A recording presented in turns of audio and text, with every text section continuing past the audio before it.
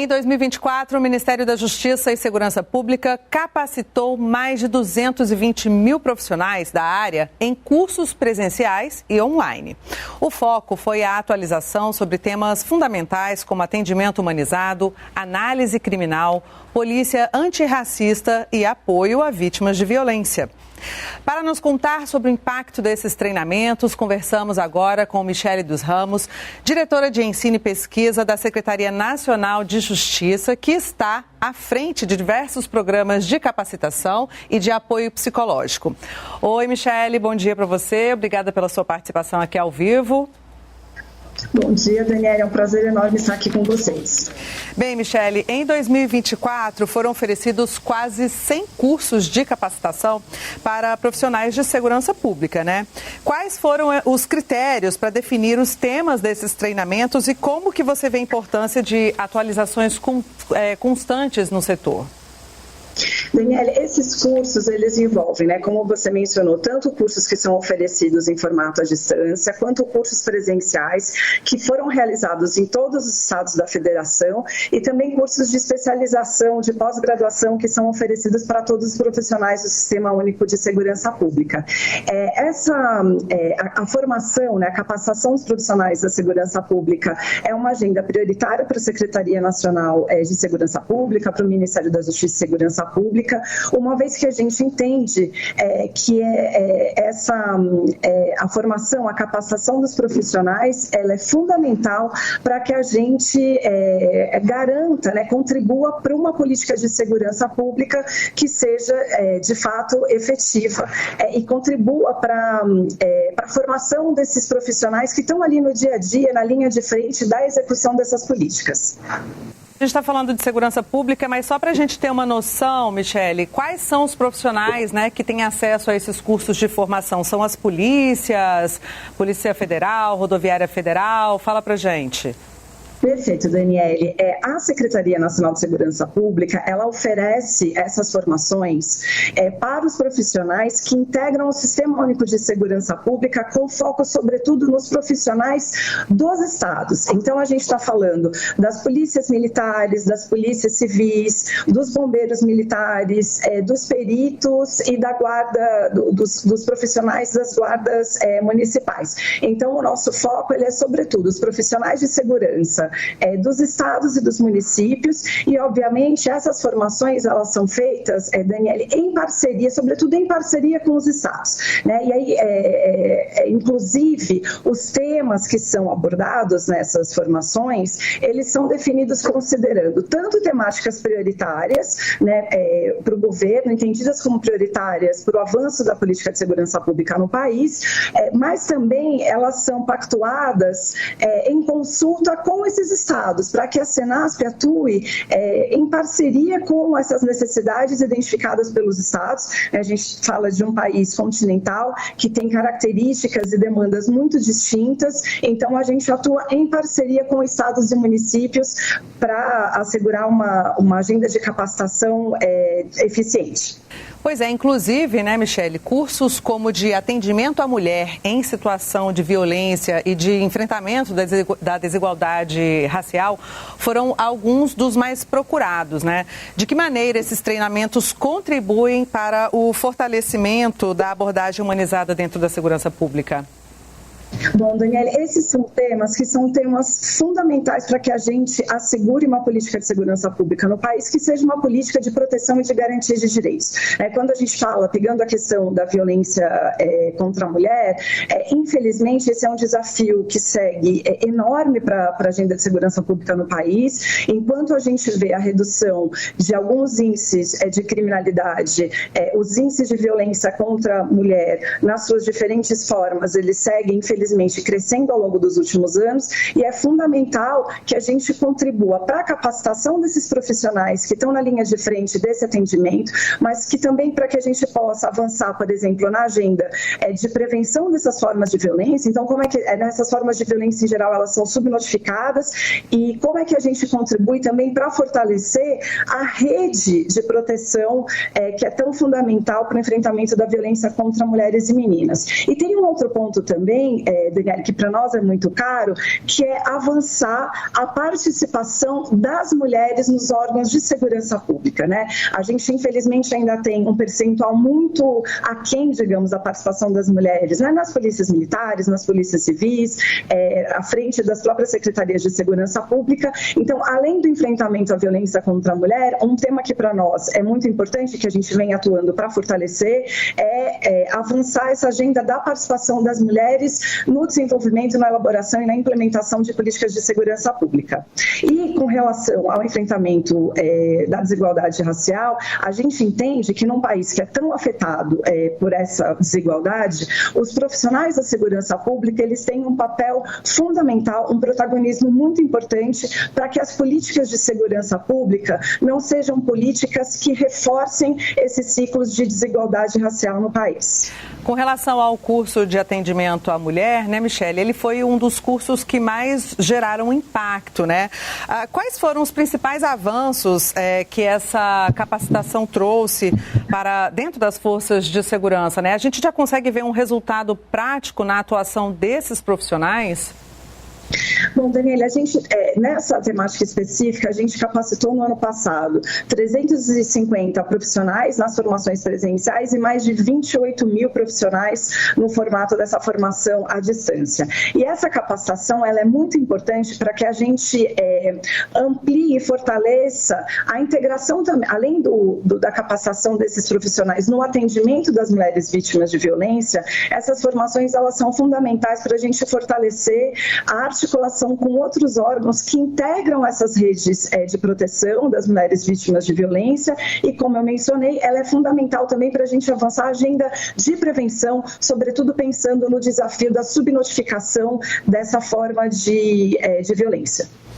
Bom, a gente falou então aí, você acabou de falar sobre o formato híbrido, né, dessa capacitação, tem tanto presencial quanto online, né? Tem alguma ideia de ampliar essa capacitação para profissionais em todo o país? Daniela, a gente tem sempre uma meta, né, de ampliar o investimento e a oferta. A gente, olhando, por exemplo, os números nesses últimos 2 anos, pegando 2023 e 2024, a gente conseguiu ampliar em mais de 30 mil profissionais atendidos pelo ensino EAD, e mais, a gente aumentou muito os cursos oferecidos em parceria com os estados no formato presencial, e o número de vagas em pós-graduação a gente praticamente dobrou também nesses últimos anos. Então, a gente tem aí uma meta de conseguir seguir avançando aí com um aumento na casa dos 20% da oferta dessas formações, sempre reforçando o papel fundamental que a parceria com os estados e os municípios e outros órgãos também têm para o avanço dessas formações e para que elas, de fato, atendam demandas que sejam percebidas como necessárias pelos profissionais que estão ali na ponta. E aí eu queria aproveitar para compartilhar, Daniela, uma outra agenda prioritária para a Senasp esse ano é a revisão da matriz curricular das ações formativas dos profissionais de segurança pública em todo o país. Esse é um documento de referência para as formações iniciais dos nossos profissionais e esse é um dos projetos prioritários para 2025 aqui na Senasp. A revisão da formação curricular, é isso? Da matriz das formações. Então, é o documento de base que orienta os estados a elaborarem a formação inicial dos seus profissionais, porque hoje em dia a gente atua sobretudo no que a gente chama da formação continuada. E esse é um documento de referência para definição das disciplinas, das cargas horárias, das abordagens, e essa revisão que vai ser feita a muitas mãos, em colaboração com outros ministérios, com os órgãos estaduais, com os conselhos dos profissionais de segurança pública, é uma das prioridades da Senasp para o ano de 2025. Para a gente detalhar um pouquinho então, o profissional que passa no concurso, né, vai assumir ali o cargo, precisa se especializar antes de atuar, é a revisão desse conteúdo que vai preparar esse profissional, certo? Isso, das formações que são oferecidas pelos estados nesse início do ingresso do profissional da segurança pública nessa trajetória. Bom, Michele dos Ramos, diretora de pesquisa da Senasp, a gente agradece a sua participação em entrevista aqui ao Brasil em Dia. Obrigada. Muito obrigada, bom dia para vocês. Bom dia. Ô, gente, antes eu estava preocupado com essa música, Camilo, porque eu levantei 6 horas da manhã para fazer uma pequena caminhada, estava chovendo, eu fui fazer uns exercícios, aí eu comecei a pensar numa música para o dia de hoje.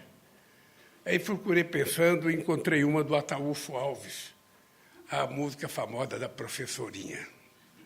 Aí eu fiquei olhando, ouvi com o Ataúfo Alves, depois ouvi com o Nelson Gonçalves, e ele só falava uma vez na professora. Eu falei, não é preciso uma que tenha mais vezes a palavra professor e professora. Aí encontrei essa música da Leci Brandão. E falei, vamos de Leci Brandão, sabe, para homenagear os professores. E falei para a Janja, coloca isso aí, manda o Stuka preparar para a gente poder homenagear os professores. Eu estava preocupado porque não fala professora, só fala professor. Eu não poderia pedir para vocês, na hora que falar professor, falem professora, porque a maioria dos professores, das professoras, são mulheres nesse país, graças a Deus. Bem, eu quero cumprimentar o meu querido companheiro Camilo Santana, ministro da Educação, meu companheiro general Amaro, ministro do Gabinete Institucional, nossos companheiros deputados federais e deputadas, Rafael Brito, presidente da Frente Parlamentar Mista de Educação, e quero cumprimentar a Dorinaldo Malafaia, do PDT do Amapá, e a professora Luciane Cavalcante, do PSOL de São Paulo. Quero cumprimentar a Tatiana Medeiros, presidenta do Banco do Brasil.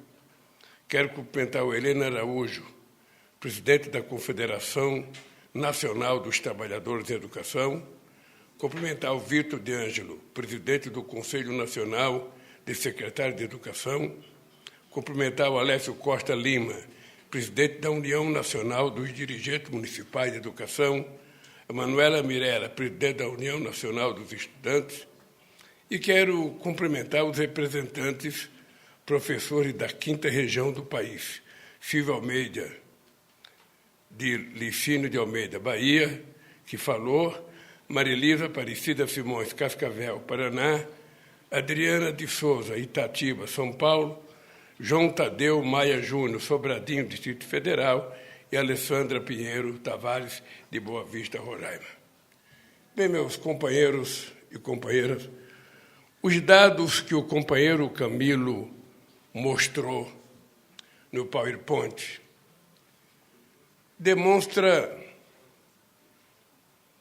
que o Brasil, durante muito tempo, não teve nenhuma responsabilidade de cuidar da educação desse país.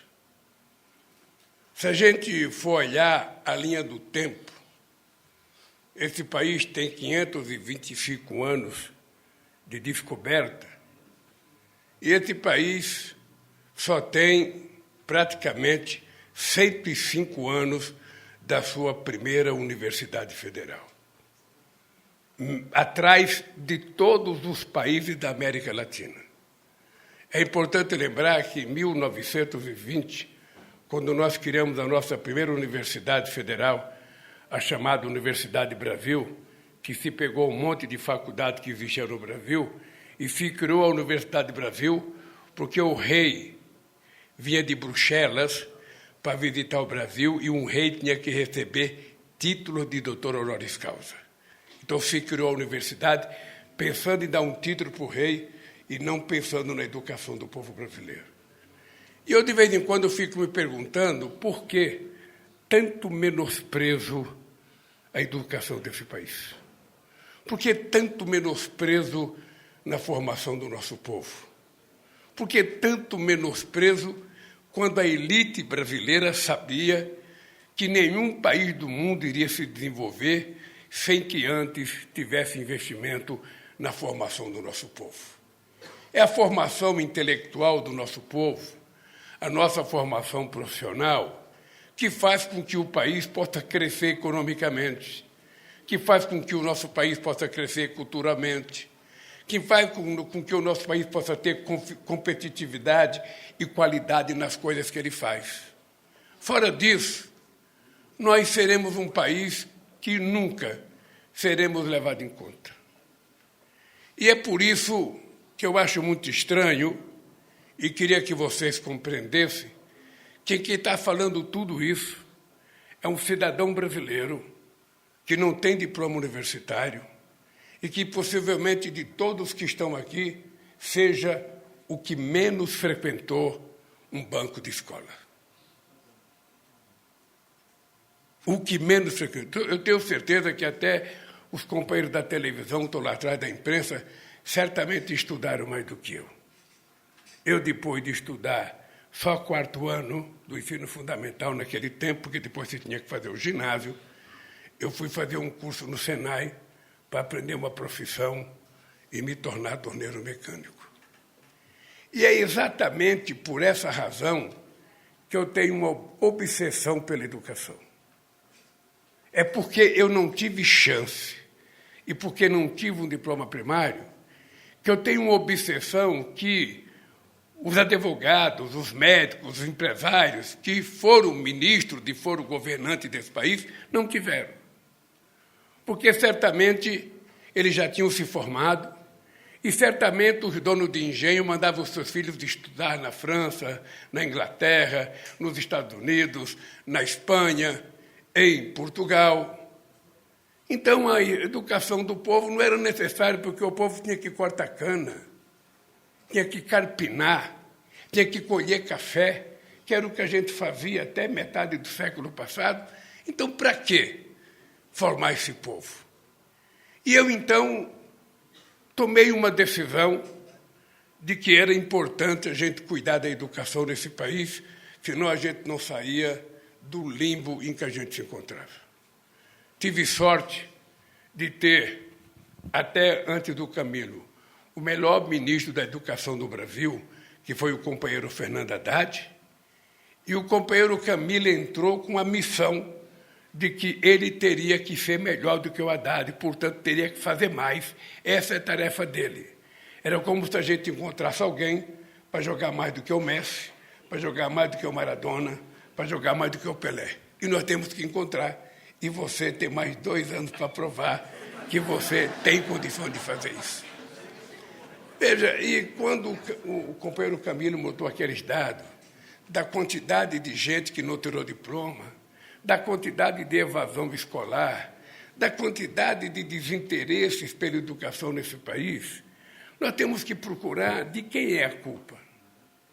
Eu, pela minha pouca idade, eu discuti muito nesse país sobre a questão dos educadores do país, Heleno. Eu discuti muito o problema da alfabetização e era impressionante a quantidade de ideias que se tinha nesse país, a quantidade de fórmula mágica, como é que a gente ia alfabetizar esse país, e a disputa entre nós era tanta que a gente acabou não alfabetizando e acabou piorando o aprendizado da molecada até o 2º ou terceiro ano de escola. Porque a Covid, ela trouxe uma fotografia mais contundente para nós. Mas nós já sabíamos, pela Prova Brasil, que quando eu cheguei aqui no governo em 2003, era uma amostragem de 400 mil alunos que a gente fazia, e nós resolvemos decidir fazer a Prova Brasil com todo mundo, porque não é possível que a gente não tenha preocupação de medir se as pessoas estão aprendendo ou não. Uma vez um intelectual importante no Brasil me disse uma coisa. Numa palestra, ele me disse o seguinte: Lula, quando a gente está falando uma coisa e a pessoa que está nos ouvindo não aprendeu, é porque a pessoa é burra. Mas se a gente continua falando pela 2ª vez e a pessoa ainda não aprendeu, a pessoa continua burra. Mas se na 3ª vez a gente falar e a pessoa não aprendeu, burro é quem está falando, porque não se pode conceber alguém falar 3 vezes e não se fazer entender por quem está ouvindo. Essa é uma coisa muito extraordinária, porque no Brasil nós já tivemos muita discussão, Camilo, possivelmente você não era nascido, se a gente deveria fazer prova para medir se o aluno estava aprendendo por mês, por semestre, por bimestre, se a gente deveria, no final do ano, fazer prova para saber se ele passou de um ano para o outro. Então, era uma discussão enfervescida aqui no Brasil.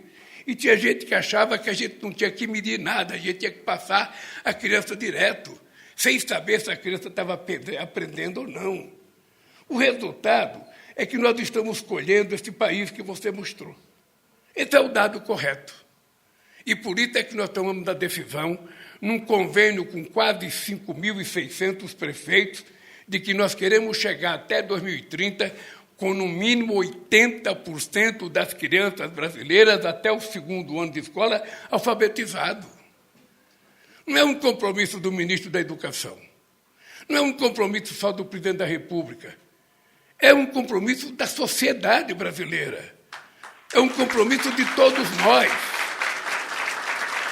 Inclusive, é um compromisso da UNE. Ao invés de vocês irem para a rua, sabe, pedindo conquista, pedindo coisa, seria muito importante que vocês estivessem com bandeira, entrar na sala de aula para saber se as crianças estão aprendendo.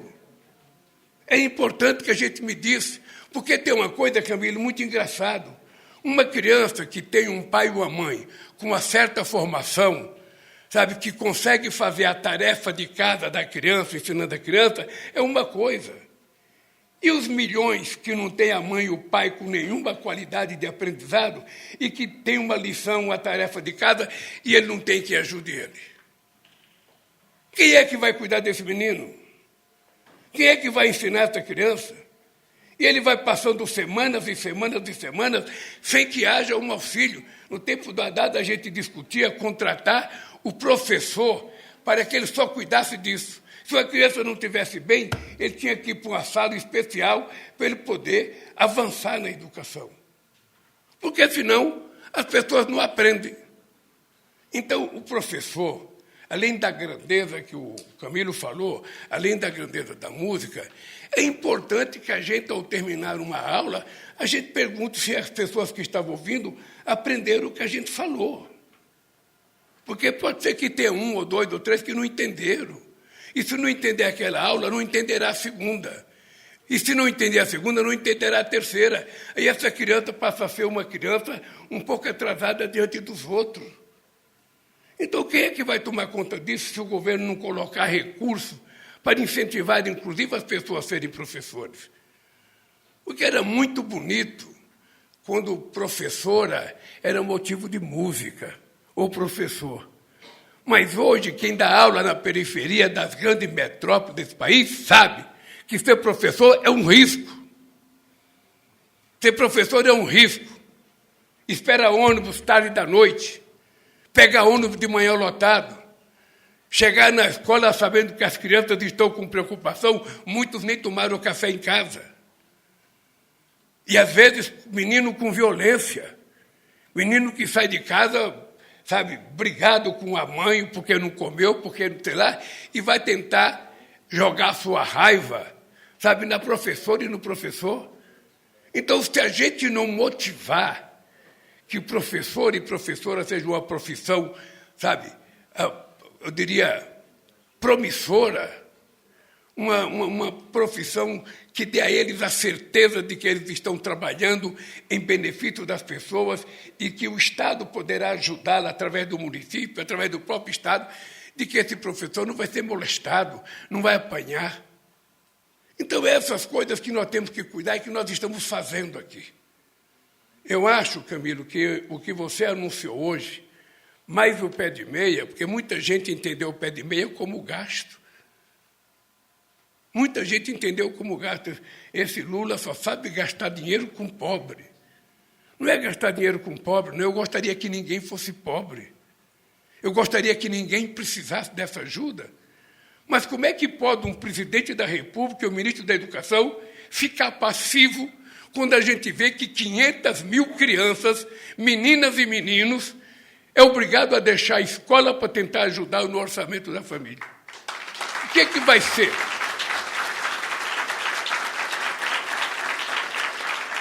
Daqui 10 anos, o dinheiro que a gente economizou para não fazer o pé de meia, a gente está construindo cadeia, está construindo cela para prender esses meninos, ou está vendo eles envolvidos no narcotráfico, ou está vendo eles viciados na crack, ou está vendo eles fazendo alguma coisa desencaminhado, porque é isso que vai acontecer com quem não tem expectativa de futuro. Porque é a expectativa de futuro que faz a gente caminhar, que faz a gente dar os primeiros passos. E é isso que nós fizemos quando criamos o pé de meia. E como estamos criando agora o pé de meia para os professores, é porque a gente não quer que os professores sejam aquela pessoa mais desqualificada da prova do Enem. A gente quer que sejam os melhores. A gente quer que sejam os melhores e por isso é que nós temos que pensar muito no salário dos professores, porque a gente não pode elogiar professor e na época de pagar o salário a gente paga uma merreca para o professor, como se ele fosse a última coisa do mundo. Eu lembro que quando nós criamos os filhos dos professores, teve vários governadores que não quiseram pagar, que acharam que a gente estava quebrando os estados. E era um piso salarial pequeno. Ou seja, como é que as pessoas... Eu lembro que no governo, me parece que no governo Geisel, tinha um ministro gaúcho chamado Arnaldo da Costa Prieto, ministro do Trabalho. Eu lembro que esse ministro mandou um projeto de lei para o Congresso Nacional proibindo o professor de fazer greve, proibindo frentista de posto de gasolina fazer greve e proibindo bancário de fazer greve. Eu pedi licença do sindicato porque ele ameaçou caçar quem viesse trabalhar contra e eu vim para Brasília para trabalhar contra. E eu dizia, ministro, se o senhor quer que professores não façam greve, pague um salário mais decente. Se o senhor quer que frentista não faça greve, pague um salário mais decente. Se você quer que um bancário não faça greve, pague um salário mais decente. Agora mesmo nós estamos vendo muita gente dizer os trabalhadores não querem trabalhar, mas com a carteira assinada em vários lugares do Brasil. Aí você pergunta para o cara que fala isso, quanto é que você paga? 1.900. Paga um pouco mais, pô. Paga um pouco mais para ver se o cara não vai trabalhar. Ou eles acham que as pessoas se conformam em ficar ganhando Bolsa Família? Não, as pessoas, se tiverem uma oportunidade boa, um emprego razoável, as pessoas vão trabalhar. Ninguém quer viver de salário, auxílio-desemprego ou Bolsa Família. O pobre também tem orgulho. Ele não gosta de... Eu tinha vergonha quando eu estudava, eu recebia caderno era uma bolsa do Estado. A gente pegava livro da Caixa. Era um caderno que não tinha aquele aspiral. Era o mais michuruco. E eu só pegava aquele. Eu não me achava legal com aquele caderno. Eu gostaria de arrancar uma folha sem estragar o caderno. Mas eu não tinha. Então, as pessoas mais humildes não gostam de viver de favor. Ele vive porque não tem. Eu digo sempre o seguinte, ninguém é peão porque quer. Ninguém não tem profissão porque quer. Ninguém ganha pouco porque quer. Se as pessoas pudessem, todo mundo seria melhor, todo mundo ganharia melhor, todo mundo comeria melhor, todo mundo se vestiria melhor, todo mundo estudaria melhor. E para estudar melhor, meu caro Camilo, a escola tem que ser atrativa.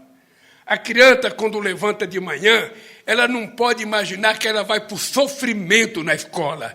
Ela tem que ter na cabeça que ela vai para um lugar extraordinário, vai encontrar uma professora e um professor alegre, que vão cuidar dele, que vão, às vezes, fazer o carinho que ele não recebe na casa dele. É isso que motiva uma criança para a escola. E é por isso que a gente quer que as pessoas não desistam de ser professores. Por isso que nós estamos dando esse incentivo para qualificar melhor as pessoas.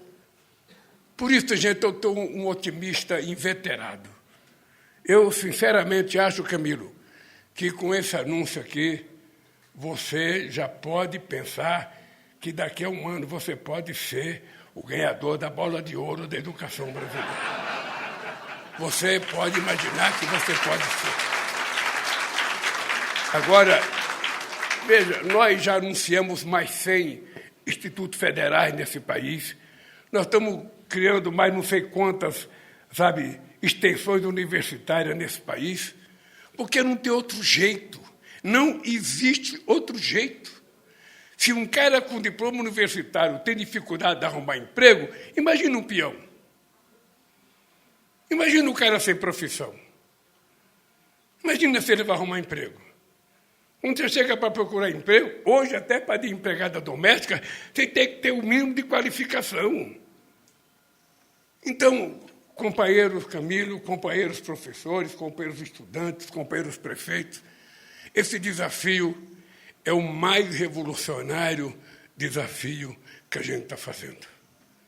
E nós temos que enfrentar, nesse instante desse desafio, uma outra revolução da mentira, da fake news, de gente que não presta e mente descaradamente. É por isso que nós tomamos a decisão de proibir celular na educação. A gente proibiu para defender as nossas crianças. A gente proibiu para defender os nossos professores, para defender a nossa educação. Eu disse ontem na minha fala, nós queremos continuar humanistas, nós não queremos virar algoritmo nesse mundo. Nós queremos ter sentimento, nós queremos ter paixão, nós queremos ter solidariedade, nós queremos pedir a vontade de ajudar os outros, estender a mão, conversar. É por isso que a gente tomou essa atitude, até para diminuir a carnificina que se faz na escola, mutilação de crianças na escola. Então, eu quero a compreensão de vocês, porque nós somos a extensão de vocês no governo e vocês têm que ser a extensão nossa dentro de uma sala de aula, na comunidade que vocês vivem. Por isso, Camilo, parabéns aos professores. Eu espero que estejamos fazendo mais uma obra que possa enaltecer a educação nesse país. Obrigado, gente.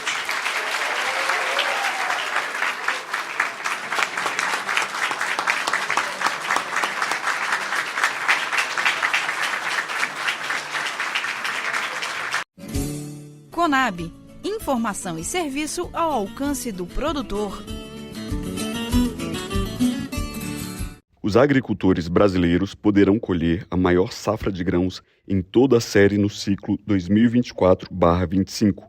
A boa estimativa foi divulgada nesta terça-feira pela Companhia Nacional de Abastecimento, a Conab, e acompanha o clima favorável registrado durante o desenvolvimento das culturas de primeira safra. Aliado a isso, a área total semeada também deve crescer, como destaca o presidente da companhia, Edgar Preto. Até aqui, vem se consolidando uma safra histórica de grãos para o nosso país. A expectativa de produção, 322,3 milhões de toneladas, um aumento de 8,2% comparado com a safra do ano passado. A área plantada, 81,4 milhões de hectares, um aumento de 1,8% em comparação à do ano passado. Principal produto cultivado no país, a soja deve registrar uma produção de 166 milhões e 330 mil toneladas. Após um ano de quebra na safra, o atual ciclo tende a recuperar a produtividade média das lavouras, estimada em 3.509 quilos por hectare. O gerente de acompanhamento de safras da Conab, Fabiano Vasconcelos, explica os motivos que levam às boas perspectivas. Bom, além de mais um aumento na área plantada com soja, as condições climáticas até então, elas foram favoráveis a todo o desenvolvimento das lavouras de soja em praticamente todo o país. Isso acaba proporcionando aí uma expectativa de safra recorde para a soja. E aí, claro, em relação à safra passada, que foi frustrada pelo clima, é um aumento expressivo aí de quase 13%. Com o segundo maior volume de produção, o milho deve registrar uma colheita total de 119 milhões e 600 mil toneladas em 2024/25. Para a primeira safra do cereal, é esperada uma redução de 6,4% na área semeada. Por outro lado, a produtividade média deve crescer 4,8%, chegando a 6.062 quilos por hectare. Com isso, é esperada uma colheita de 22 milhões e 530 mil toneladas no primeiro ciclo do grão. Já os plantios da segunda e terceira safras do grão têm início a partir deste mês e abril, respectivamente. No caso do arroz, a área semeada está estimada em 1.750.000 hectares. o que representa um crescimento de 8,5%. Além da maior área semeada, a Conab também espera uma recuperação nas produtividades médias das lavouras no país, o que leva a uma expectativa de incremento de 13,2% na produção, projetada em 11.990.000 toneladas.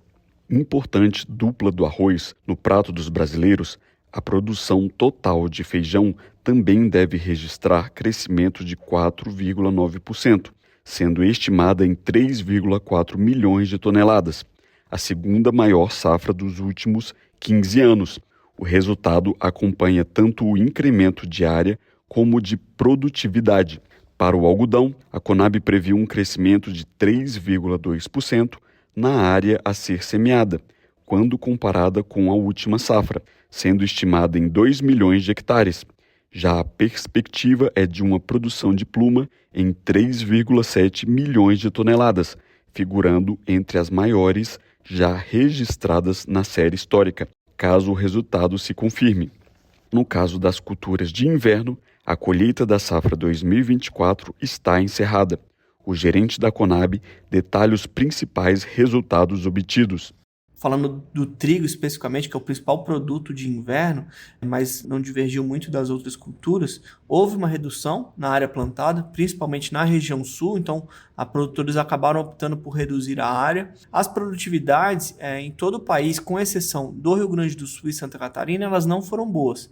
Foram produtividades que foram impactadas pelo clima, mas ainda assim, Rio Grande do Sul e Santa Catarina melhoraram o rendimento em relação à safra passada, a safra 2023, que também sofreu com o clima, e a estimativa final para a safra de trigo, ela, apesar da forte redução de área de quase 12%, a safra ela reduz apenas 2,6% em relação à safra 2023. Nas informações de mercado, o levantamento da Conab mostra que as exportações de soja no ano passado atingiram 98,6 milhões de toneladas. O resultado é impactado pela quebra de safra da oleaginosa verificada no ciclo 2023/24. Já para o atual ciclo, as expectativas são positivas, como explica o gerente de produtos agropecuários, Sérgio Roberto Santos. Para a safra 2024-25, o aumento produtivo esperado para a soja de mais de 18 milhões de toneladas, apesar do contínuo incremento da demanda interna pelo grão, projeta-se um maior excedente produtivo de soja no país. Somado ainda a um crescimento da demanda mundial esperado de mais de 19 milhões de toneladas, com destaque para o incremento chinês, sendo a China o principal destino das exportações brasileiras de soja, projeta-se um aumento de aproximadamente 7 milhões de toneladas do total exportado pelo Brasil na safra 24-25, totalizando um montante comercializado pelo país de 105 milhões de toneladas. Outras informações sobre as principais culturas cultivadas no país e as condições de mercado destes produtos podem ser conferidas no boletim do 4º levantamento da safra de grãos 2024/2025, publicado no portal da Conab em www.conab.gov.br. Reportagem Renato Paiva. Conab, informação direto da fonte.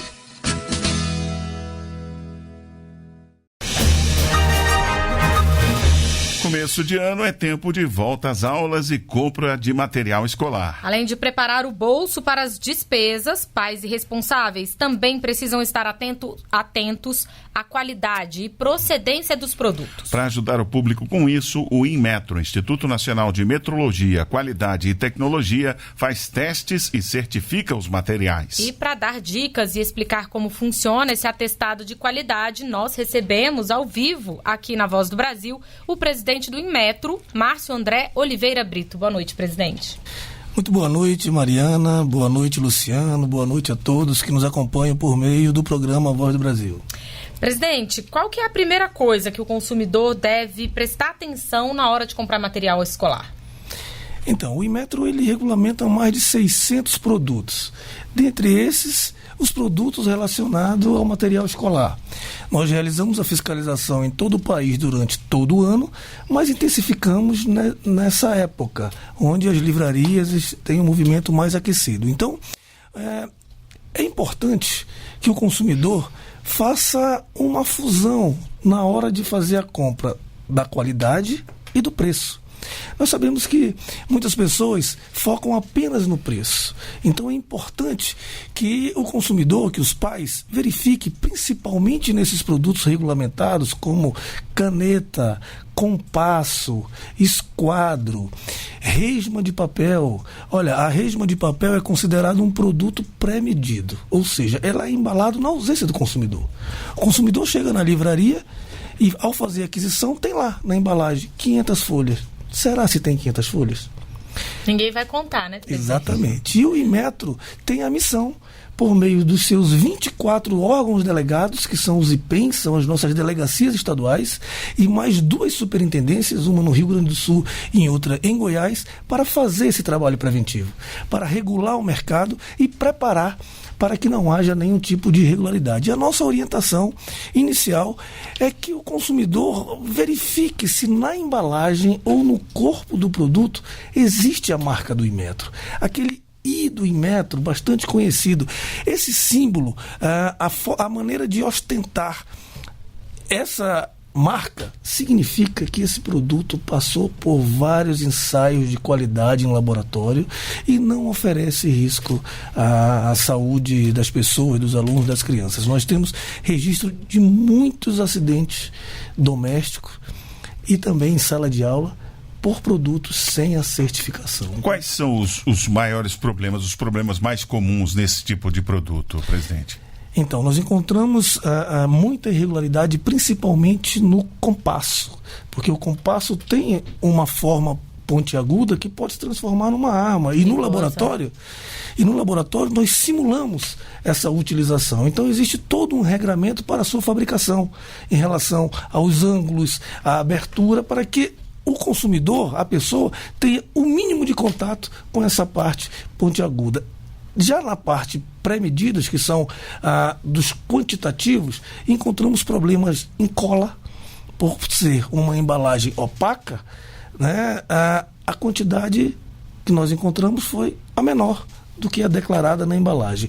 O consumidor, geralmente, ele até identifica quando percebe que a cola está muito leve, ou quando aquela resma de papel está muito leve, e às vezes desconhece que o governo tem uma estrutura pronta para fazer as denúncias e atuar nesse sentido. Por este motivo, nós agradecemos muito a oportunidade de falar um pouco das ações do Inmetro. Agora, existe um outro problema também, além de observar, né, o selo do Inmetro, que é observar a procedência do produto. Se a pessoa está comprando um produto original, né? Muitas vezes é tentador comprar um produto falsificado, ou às vezes até o consumidor é enganado, mas existe um risco com isso, né? Nós sabemos que existe um mercado informal que ainda participa muito nessa relação de comércio. Esses produtos que não ostentam a certificação do Inmetro, principalmente os seus importadores, eles têm absoluta certeza que esses produtos não iriam ser aprovados nos ensaios de qualidade e tentam colocar no mercado. Hoje, o sistema do Inmetro possui mais de 11 mil fiscais no país, trabalhando de forma preventiva exatamente para retirar esses produtos.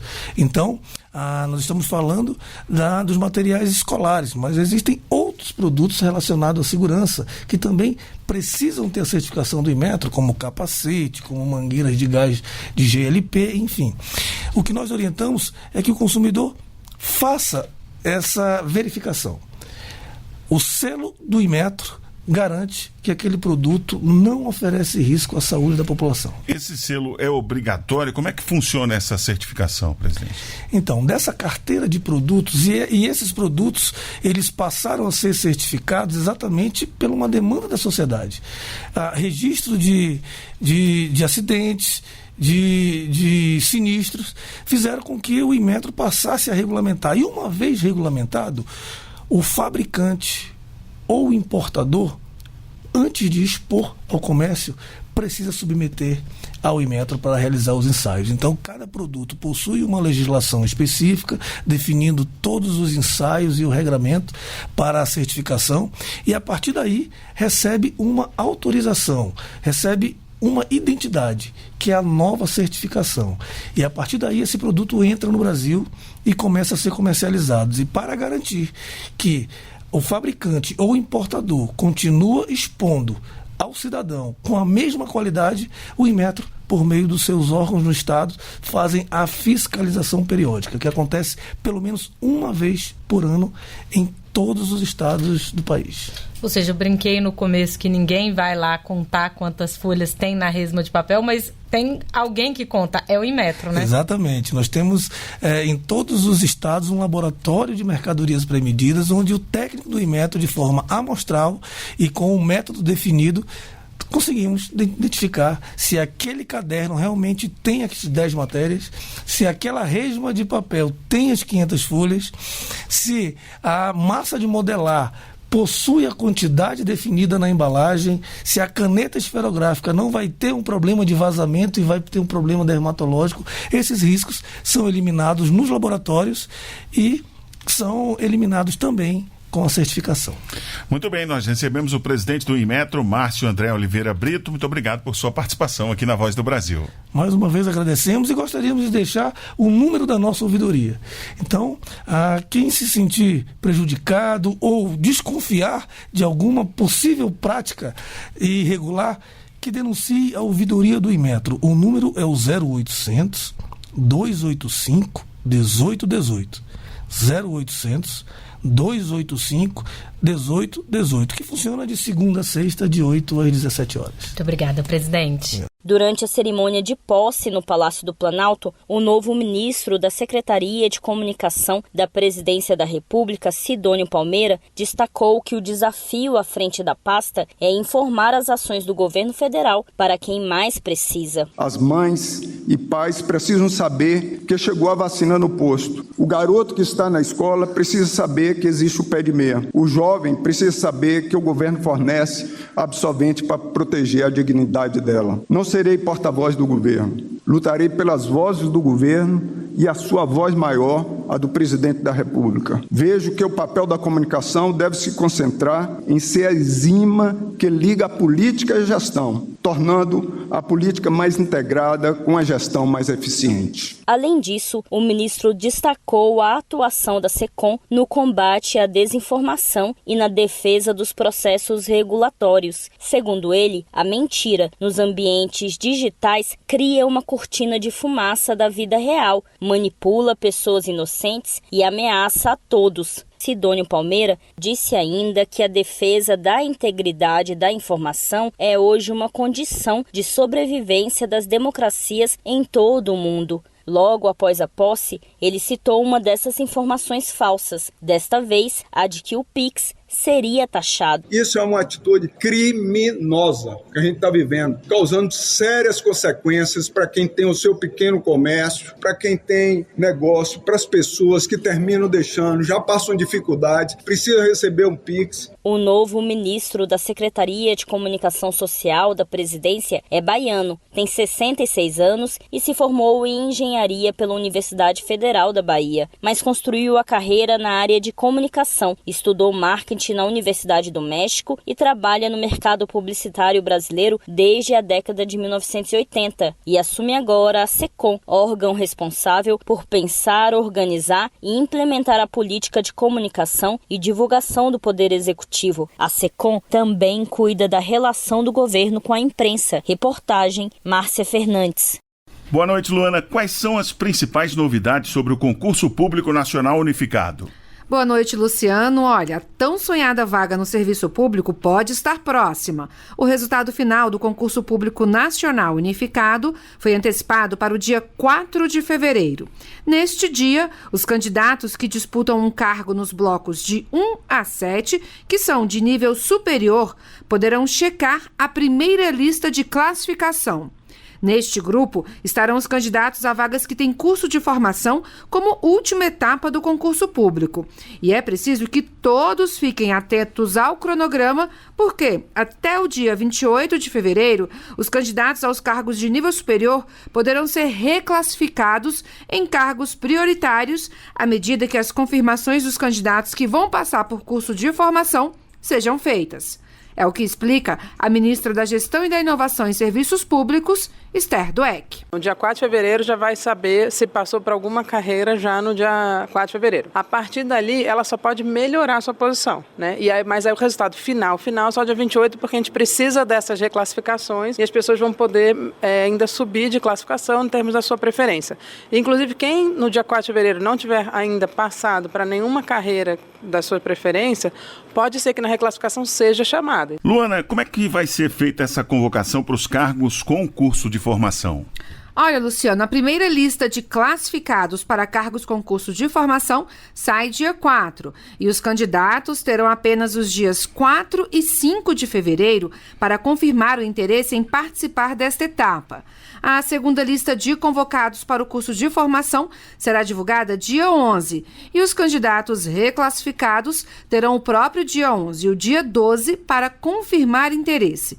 Por fim, uma terceira e última rodada de convocação para vagas remanescentes nos cursos de formação será realizada no dia 18 e os candidatos terão os dias 18 e 19 de fevereiro para confirmar. Após todas essas movimentações, no dia 28 de fevereiro, será publicada a lista final de classificados no CNPU para os cargos de nível superior, ou seja, blocos 1 a 7. E como é que vai ser esse curso de formação? Olha, Luciana, amanhã, quarta-feira, dia 15 de janeiro, o Ministério da Gestão e Inovação vai divulgar o edital com os detalhes dos cursos de formação. Mas a ministra Esther Dweck adiantou que os cursos serão ministrados em formato presencial ou híbrido. Lembrando que durante esta etapa, o candidato recebe uma bolsa de 50% da remuneração inicial da carreira. O curso de formação tem caráter eliminatório. Bem, Luana, a gente falou aqui dos cargos de nível superior, mas e os de nível médio? Sim, Luciano, como os cargos de nível médio não exigem curso de formação, os candidatos a essas vagas, ou seja, do bloco 8, terão um resultado definitivo divulgado no dia 4 de fevereiro. Após a homologação do concurso, o candidato aprovado deverá ficar atento ao órgão público para o qual foi selecionado, para acompanhar a convocação. Obrigado, Luana Karen, pelas informações aqui na Voz do Brasil. Os aeroportos do Triângulo Mineiro vão receber 450 milhões de reais em investimentos. No aeroporto Mário de Almeida Franco, em Uberaba, serão investidos 150 milhões de reais para ampliar o terminal de passageiros, modernizar a pista e os terminais. A conclusão das obras está prevista para 2026. O ministro de Portos e Aeroportos, Silvio Costa Filho, destacou que a obra vai trazer mais desenvolvimento econômico. Hoje Uberaba, essa região, é um celeiro do agronegócio brasileiro. Nós estamos falando de mais de 2 milhões de habitantes, onde o agro é, sem dúvida alguma, o principal indutor do crescimento, mas a gente tem a indústria, a gente tem o setor de serviços e tem também o turismo, que a gente sabe que a cada 4 turistas francos que chega a uma cidade é um emprego que é gerado. E o aeroporto Tenente Coronel Aviador César Bombonato, em Uberlândia, vai receber 300 milhões para reforma e aumento da capacidade. A primeira fase da obra também será entregue em 2026 e a expectativa é que o aeroporto de Uberlândia possa atender mais de 2 milhões de passageiros por ano. A reestruturação dos aeroportos em Minas Gerais será feita com recursos do novo PAC. O Programa de Aceleração do Crescimento também está garantindo a reestruturação e retomada de obras paralisadas em diversos aeroportos brasileiros. Ao todo, são mais de 10 bilhões de reais em investimentos públicos e privados. Além disso, o Programa de Modernização de Aeroportos Regionais deve alcançar investimentos de 5 bilhões de reais do setor privado. A expectativa é que os leilões dos aeroportos ocorram no primeiro semestre de 2025 e sejam atendidos até 100 aeroportos regionais. Reportagem Graciele Bittencourt.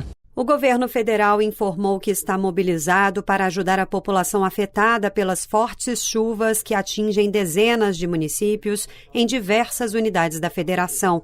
De acordo com o Ministério da Integração e do Desenvolvimento Regional, a Defesa Civil Nacional opera em nível laranja de alerta e desde a sexta-feira, dia 10, mantém contato frequente com agências de monitoramento e defesas civis estaduais e municipais, especialmente nos estados de Minas Gerais, São Paulo e Bahia, que foram atingidos pelas chuvas nos últimos dias.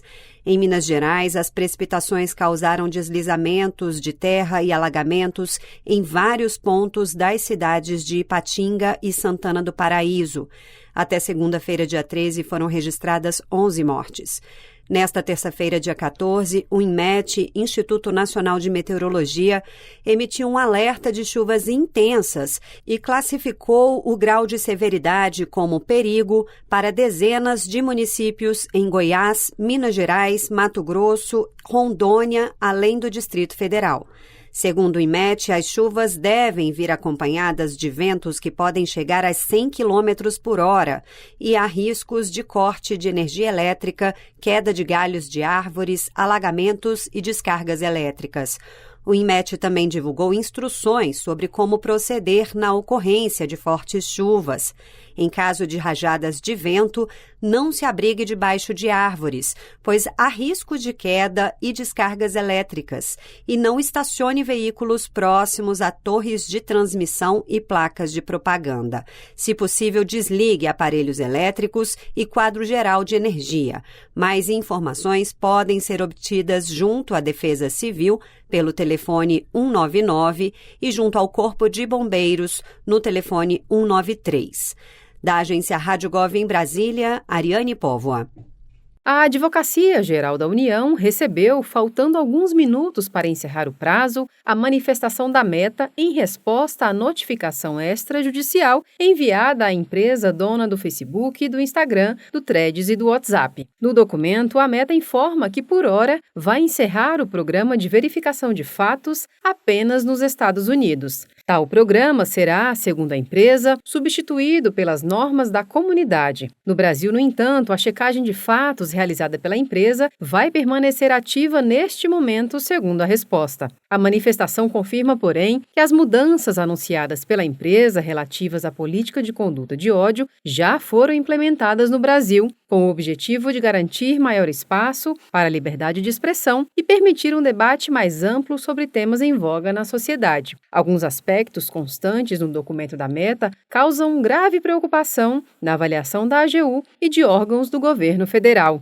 especialmente a confirmação da alteração no Brasil da política de conduta de ódio, que a toda evidência pode representar terreno fértil para a violação de leis e de preceitos constitucionais que protegem direitos fundamentais de brasileiras e brasileiros. No entendimento da AGU e de ministérios que trabalham com o tema, os atuais termos de uso das plataformas não são suficientes para a proteção dos direitos humanos e da cidadania. Diante de tal cenário, a AGU, em conjunto com os Ministérios da Justiça, de Direitos Humanos e da Secretaria de Comunicação Social da Presidência da República, vão realizar audiência pública para discutir os efeitos da nova política da Meta. A audiência deve ocorrer na tarde desta quinta-feira. De Brasília, Clélia Lima. Desde 2023, o programa Farmácia Popular abriu credenciamento para 811 municípios em todo o Brasil, priorizando cidades com baixa cobertura médica e social. Até agora, 444 desses municípios já foram atendidos, sendo 94% localizados nas regiões Norte e Nordeste, beneficiando mais de 230 mil pessoas em áreas vulneráveis. Com orçamento recorde de 3,6 bilhões de reais em 2024 e previsão de 4,2 bilhões de reais para este ano, o programa também expandiu a lista de itens gratuitos, incluindo anticoncepcionais, absorventes e medicamentos para osteoporose. Beneficiários do Bolsa Família têm acesso gratuito a todos os itens. Atualmente, a Farmácia Popular atende 86% das cidades brasileiras, com o objetivo de alcançar 93% do território nacional. Mais de 31 mil farmácias já estão credenciadas, das quais quase 3.300 atuam em municípios classificados como de alta e muito alta vulnerabilidade. Da agência Rádio Gov em Brasília, Claudimário Carvalho.